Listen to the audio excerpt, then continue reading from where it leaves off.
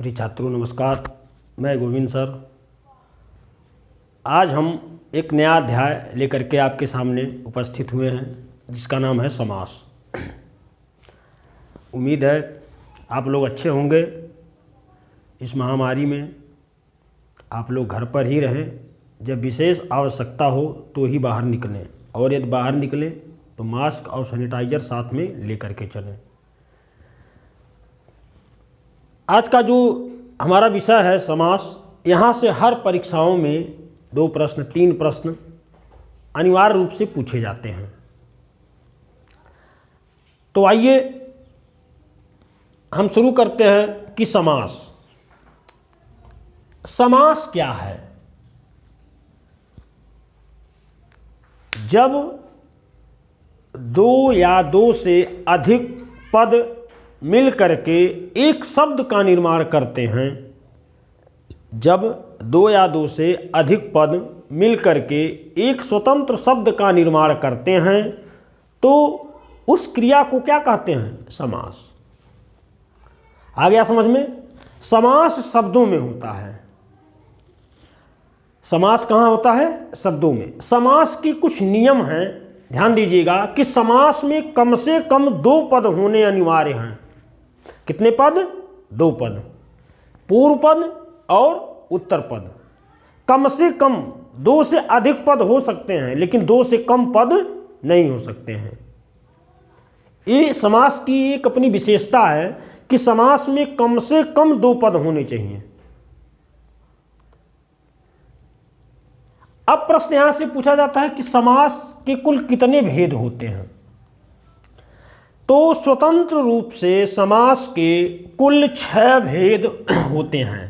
पहला है अव्ययी भाव समास, दूसरा है तत्पुरुष समास, तीसरा है द्वंद्व समास, बहुब्रीहि समास, कर्मधारय समास और द्विगु समास। कुछ विद्वान जैसे कि बाबू राम सक्सेना कहते हैं कि समास के 4 ही भेद हैं: अव्ययी भाव, तत्पुरुष, द्वंद्व और बहुब्रीहि। एक कर्मधारय और द्विगु को तत्पुरुष के अंतर्गत मान लेते हैं कि ये दोनों तो तत्पुरुष के ही भेद हैं, जिसे वो कर्मधारय तत्पुरुष समास और द्विगु तत्पुरुष समास भी कहते हैं। लेकिन यदि पूछे कि समास के कुल कितने भेद हैं, तो समास के कुल 6 भेद हैं। पहला अव्ययी भाव, दूसरा तत्पुरुष, तीसरा द्वंद्व, चौथा बहुब्रीहि, 5वां कर्मधारय और 6वां द्विगु समास। अब यहां से एक प्रश्न पूछता है कभी कभी कि अव्ययी भाव किसे कहते हैं, तत्पुरुष किसे कहते हैं, द्वंद्व किसे कहते हैं, बहुब्रीहि किसे कहते हैं। तो आइए पहले हम इन सबको समझ लेते हैं कि क्या होता है। देखिएगा, पूर्व पद प्रधाने, देखिए हम बताए हैं कि अव्ययी भाव समास में 2 पद होते हैं, पूर्व पद और उत्तर पद। ये जो सही का निशान हम बनाए हैं, इसका अर्थ होता है प्रधान, और ये जो क्रॉस का सिंबल हम बनाए हैं, इसका अर्थ होता है गौण। ध्यान दीजिएगा। तो पूर्व पद प्रधाने, ये प्रश्न पूछा जाता है कि जिस समास का पूर्व पद प्रधान होता है उसे हम क्या कहते हैं? अव्ययी भाव समास। फिर से देखिए, जिस समास का पूर्व पद प्रधान और उत्तर पद गौण होता है उसे हम क्या कहते हैं? अव्ययी भाव समास। तो ये कभी कभी अभी पूछ लेता है कि पूर्व पद प्रधाने, तो पूर्व पद प्रधाने अव्ययी भाव। अब आइए देखते हैं तत्पुरुष। तो यहां है उत्तर पद प्रधाने, यानी जिस समास का पूर्व पद गौण और उत्तर पद प्रधान हो उसे हम क्या कहते हैं? तत्पुरुष समास। उत्तर पद प्रधाने क्या होता है? तत्पुरुष समास। अब है द्वंद्व। द्वंद्व में क्या होता है कि जिस समास के दोनों पद प्रधान हो, दोनों पद, तो परिभाषा क्या बनेगी? उभय पद प्रधाने। उभय मतलब दोनों, यानी उभय पद प्रधाने क्या होता है? द्वंद्व या द्वंद्व। तो जिस समास के दोनों पद प्रधान होते हैं, या ऐसे पूछ सकता है कि जिस समास का कोई भी पद गौण नहीं होता है उसे क्या कहते हैं, तो द्वंद्व समास कहते हैं। अब आइए देखते हैं बहुव्रीहि समास। बहुव्रीहि में क्या होता है कि दोनों पद गौण होते हैं। क्या होते हैं? दोनों पद गौण होते हैं और ये दोनों पद मिल करके किसी अन्य की विशेषता बताते हैं। तो परिभाषा इसकी क्या बनेगी? अन्य पद प्रधाने।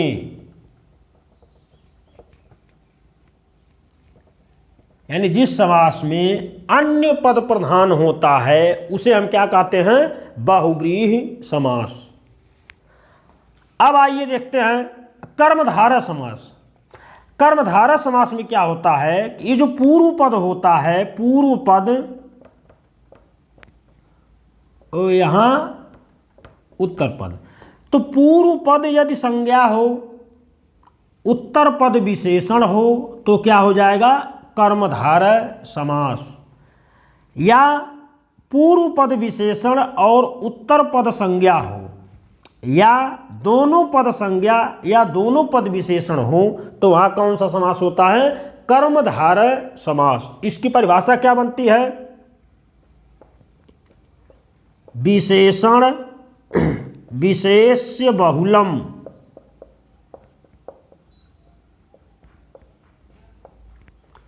विशेषण विशेष बहुलम। विशेष का अर्थ होता है संज्ञा, यानी जिसमें विशेषण और विशेष की बहुलता होती है उसे हम क्या कहते हैं? कर्मधारय समास। अब छठवां है द्विगु समास। इसमें क्या होता है कि पूर्व पद संख्यावाची, क्या हो? पूर्व पद संख्यावाची और उत्तर पद संज्ञा। तो इसकी परिभाषा क्या बनेगी? संख्या पूर्वे। संख्या पूर्वे द्विगुः। यानी जिस समास का पूर्व पद संख्यावाची हो उसे हम क्या कहते हैं? द्विगु समास। तो यहां से कभी कभी एक प्रश्न पूछ लेता परिभाषा से ही कि जिस समास का पूर्व पद प्रधान होता है उसे क्या कहते हैं? अव्ययी भाव। जिस समास का उत्तर पद प्रधान होता है उसे क्या कहते हैं? तत्पुरुष। जिस समास के दोनों पद प्रधान होते हैं उसे द्वंद्व। जिस समास का कोई भी पद प्रधान नहीं होता है और दोनों पद मिल करके किसी तीसरे यानी अन्य की विशेषता बताते हैं तो उसे क्या कहते हैं? बहुव्रीहि समास। या विशेषण विशेष बहुलम, यानी जिस समास में संज्ञा या विशेषण आए उसे क्या कहते हैं? कर्मधारय समास। और संख्या पूर्वे द्विगु, कि जिस समास का पूर्व पद संख्यावाची हो और उत्तर पद संज्ञा हो उसे हम क्या कहते हैं? द्विगु समास। तो छात्रों, हमें उम्मीद है कि आपको यह परिभाषा अच्छे से समझ में आ गई होगी। इसको याद कर लीजिएगा क्योंकि यहाँ से भी प्रश्न खूब पूछे जाते हैं। तो आइए अब हम एक एक समास को समझते हैं कि अव्ययी भाव क्या है, तत्पुरुष क्या है।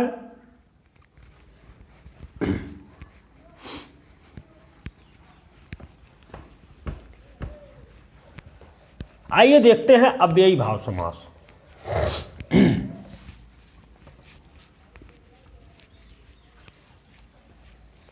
देखिए, हम आपको कहे थे कि समास में दो पद होने चाहिए। समास में कितने पद होने चाहिए? कम से कम द्वि पद। जैसे लंब धन उदर मिलकर के क्या बना? लंबोदर। अब यही है पूर्व पद। क्या है? पूर्व पद। और ये उदर क्या है? उत्तर पद। ये दोनों पद मिल करके एक स्वतंत्र शब्द का निर्माण करते हैं जिसे क्या कहा जाता है? समास। और आइए देख लीजिए, चक्र धन पाणी मिलके क्या बनेगा? चक्र पाणी। ये पूर्व पद हो गया, ये उत्तर पद हो गया। इसी को ही हम कहते हैं समास, कि जब दो पद मिल करके एक स्वतंत्र शब्द का निर्माण करते हैं तो उसे हम क्या कहते हैं? समास कहते हैं। आइए देखते हैं अव्ययी भाव समास क्या है।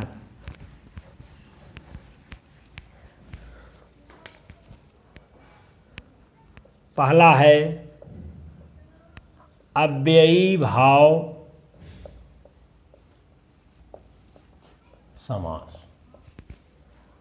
आइए देखते हैं इसका पहचान क्या है अव्ययी भाव का। अव्ययी भाव का पहचान ये है कि इसमें जो पूर्व पद होता है वो अव्यय होता है, और अव्यय का काम क्या है कि यह किसी शब्द के साथ जुड़ करके उसका अर्थ परिवर्तन कर देता है। तो इसका पहला पहचान है कि इस समास में पूर्व पद में अति, उत, अधि, उप, यथा, तथा, प्रति, बे, नी, ये सब उपसर्ग आते हैं। उद इत्यादि उपसर्ग जहां आए, जितने उपसर्ग हिंदी और संस्कृत में हैं, यदि वो उपसर्ग किसी शब्द के पहले आ जाते हैं तो उसे हम क्या कहते हैं? अव्ययी भाव समास। आइए कुछ उदाहरण हम देखते हैं। जैसे है प्रतिदिन, प्रतिदिन, तो यहां प्रति क्या है? उपसर्ग मिल गया, तो प्रतिदिन में कौन सा समास हो जाएगा? अव्ययी भाव समास। इसमें आपको कुछ करना ही नहीं है, केवल यही देखना है कि उपसर्ग वाले शब्द हमारे कहां मिल रहे हैं। तो प्रतिदिन, तो प्रतिदिन में क्या हो जाएगा? अव्ययी भाव। अगला है यथाविधि, यथाविधि। अगला है यथासंभव, यथासंभव। अब आइए देखते हैं प्रत्युपकार। प्रत्युपकार में प्रति उपसर्ग है, इसका जब संधि विच्छेद आप करेंगे तो प्रतिधन उपकार, तो इसमें क्या है? प्रति उपसर्ग है, तो इसलिए प्रत्युपकार में कौन सा समास हो जाएगा? अव्ययी भाव समास। आइए अगला उदाहरण देखते हैं। तथागत, तथागत, प्रत्युत्पन्न मति, इसमें प्रति उपसर्ग है, प्रतिधन उत्पन्न मति। अगला है बेलाग, यहां पे बे उपसर्ग है। बेकाम,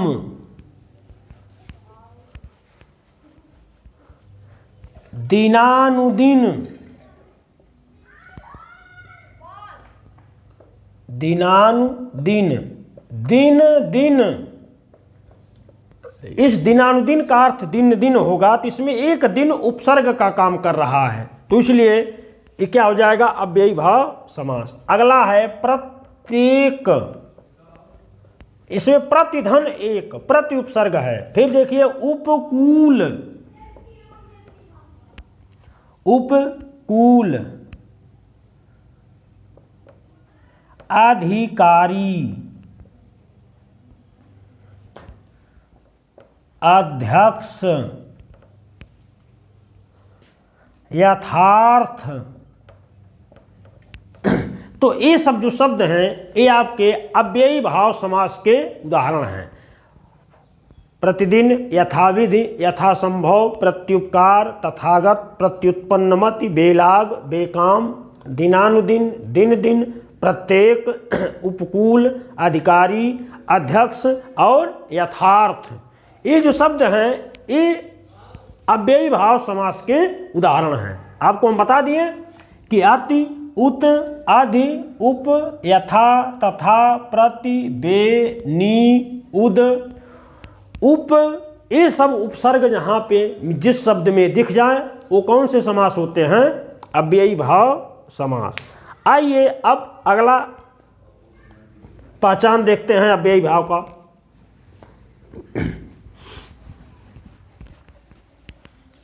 ये तो पहला पहचान हो गया कि अति, उत, अधि, उप उपसर्ग। दूसरा पहचान क्या है?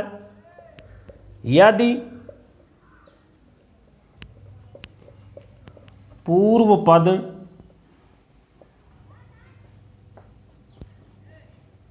संख्यावाची और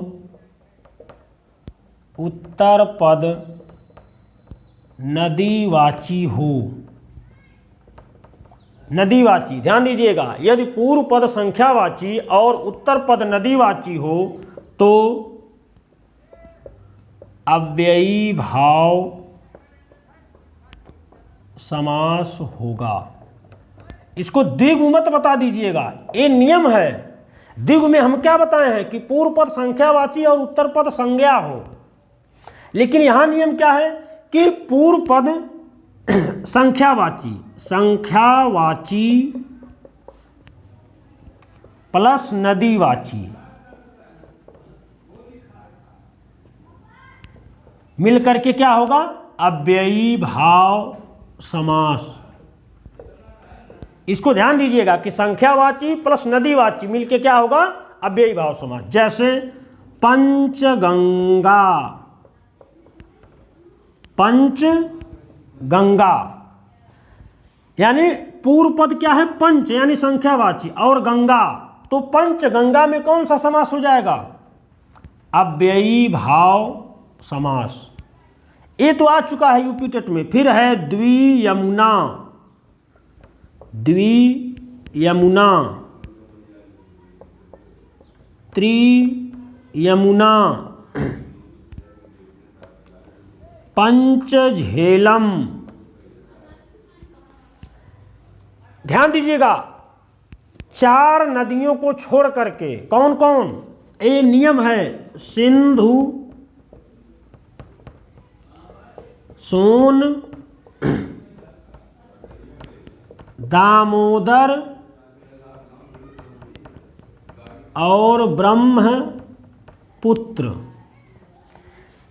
इन चार नदियों, क्योंकि ये नदी नहीं है, ये क्या होते हैं, नद होते हैं। हम आपको स्त्रीलिंग पुल्लिंग में हम आपको पढ़ा चुके हैं कि सिंध, सोन, दामोदर, ब्रह्मा, ये चारों पुल्लिंग हैं अम्मा, यानी सभी नदियों के नाम स्त्रीलिंग होते हैं। लेकिन ये चार नदियां ऐसी हैं, इसे नदियां न बोल करके नद बोले, ये चार नद हैं जो पुल्लिंग होते हैं। यदि इन चारों शब्दों के पहले संख्यावाची शब्द लगे तो ये क्या हो जाएगा, द्विगु समास। अगर यहां पे दे दे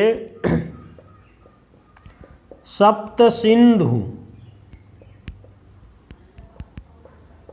सप्त सोन, पंच दामोदर, द्विब्रह्मपुत्र, तो ये चारों क्या हो जाएंगे, क्या हो जाएंगे, द्विगु समास। इसको ध्यान दीजिएगा कि अगर इन चारों शब्दों के पहले संख्यावाची शब्द आए तो क्या हो जाएगा, द्विगु समास। और यदि इन चारों को छोड़ करके किसी भी नदीवाची शब्द के पहले संख्यावाची शब्द आए तो यह क्या हो जाएगा, क्या हो जाएगा, अव्ययी भाव समास। आ गया समझ में? न समझ में आया होगा तो आप लोग कमेंट में मैसेज जो है जरूर करिएगा। लेकिन इसको ध्यान दीजिएगा, यहाँ से आजकल अब वो प्रश्न नहीं आते हैं कि उपकूल में कौन सी संधि है, उपकूल में कौन सा समास है, तथागत में कौन सा समास है। ये सब नियम अब पुराने हो गए हैं। अब जो प्रश्न आ रहे हैं इसी दूसरे वाले नियम पर प्रश्न आपके बन रहे हैं कि जैसे यदि पूर्व पद संख्यावाची और उत्तर पद नदीवाची हो तो पूछ सकता है ये भी कि यदि जिस समास का पूर्व पद संख्यावाची और उत्तर पद नदीवाची हो तो कौन सा समास होगा। तो मुंह उठा करके जो है द्विगु समास मत लगा दीजिएगा, ये क्या होगा, अव्ययी भाव समास। ठीक है। अगर पूछे कि पूर्व पद संख्यावाची और उत्तर पद, आइए इसको हम आपको आज स्पष्ट कर देते हैं पूरी स्थिति। देखिए हम ये कहे हैं,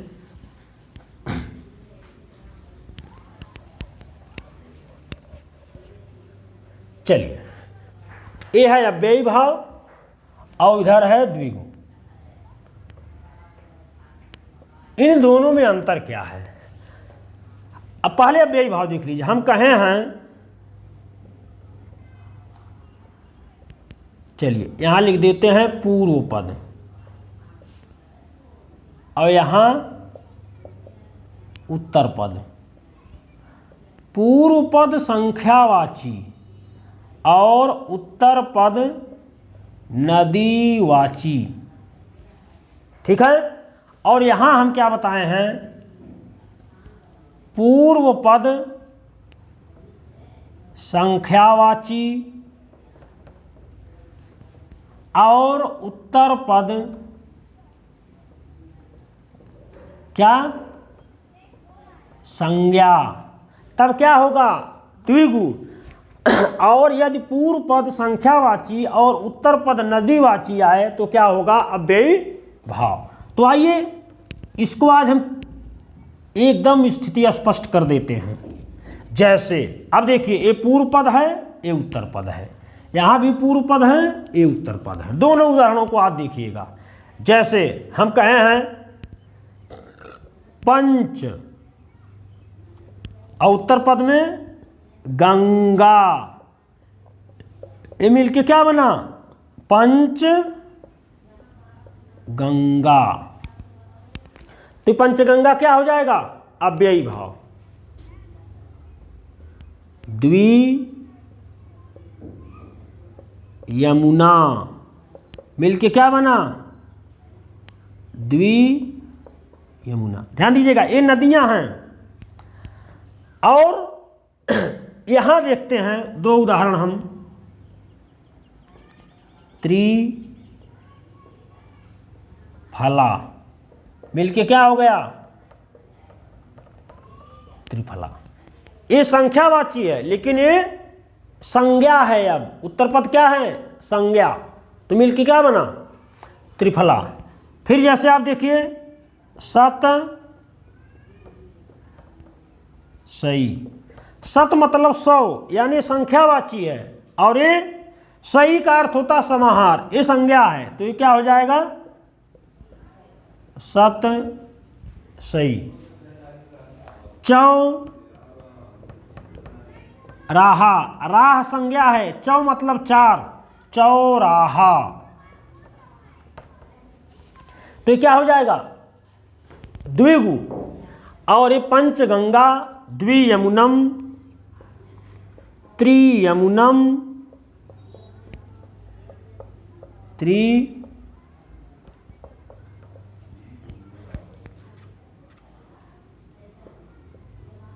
पंच कावेरी, पंच कावेरी। तो ये नदियां हैं, गंगा, यमुना, कावेरी, पंच झेलम,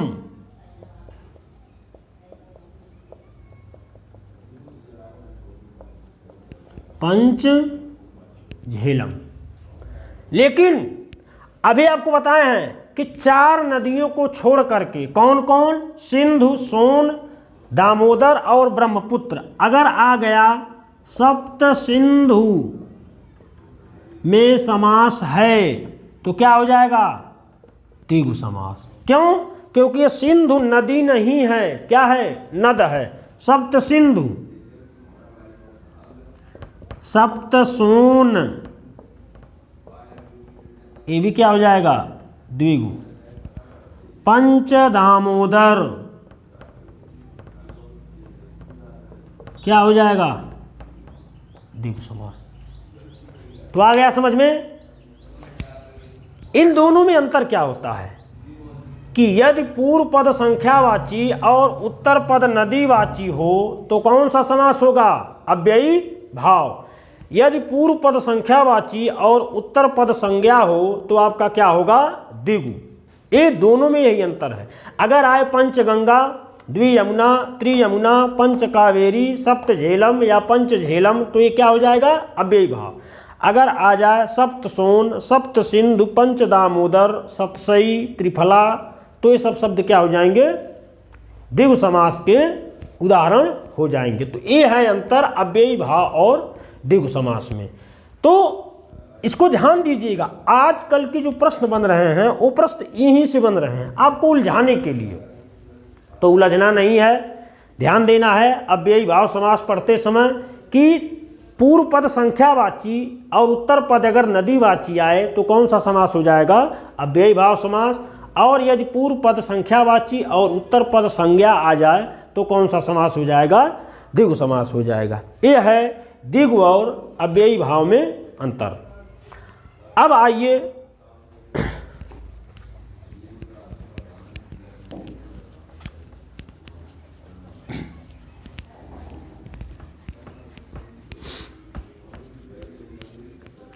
देखिए प्रश्न किस तरीके से बनते हैं। अगर पूछ ले अव्ययी भाव नहीं है और दे दिया पंचगंगा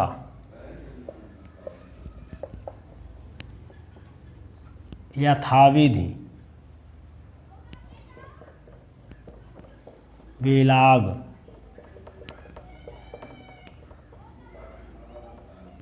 सप्त सिंधु, तो क्या आपको लगाएंगे कि अव्ययी भाव नहीं है तो अव्ययी भाव सप्त सिंधु में नहीं है। अब अगर यही प्रश्न दूसरे ढंग से पूछ सकता है, अव्ययी भाव है जैसे द्वि यमुना, द्वि यमुना सप्तसून पंच सिंधु